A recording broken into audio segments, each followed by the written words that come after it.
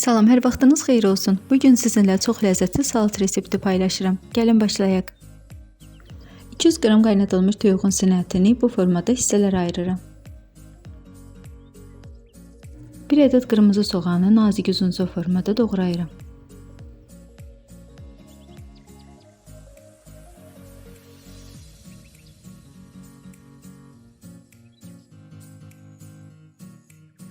Yarım dəstə keşnişi xırda-xırda doğrayıram.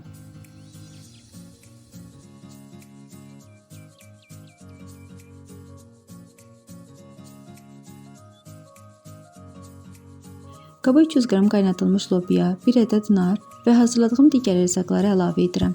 Üzərinə zövqə görə duz səpib mayonez əlavə edib qarışdırıram.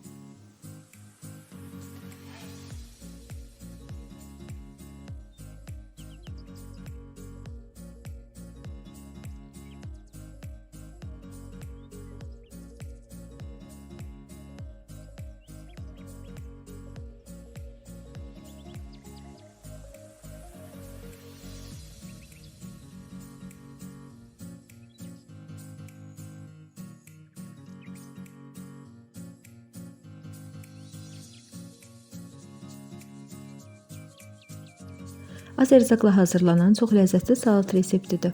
Hazırlayacaq olan hər kəsə nuş olsun. Videonu bəyəndinizsə kanalıma abunə olmağı və bəyənməyi unutmayın. İzlədiyiniz üçün təşəkkür edirəm.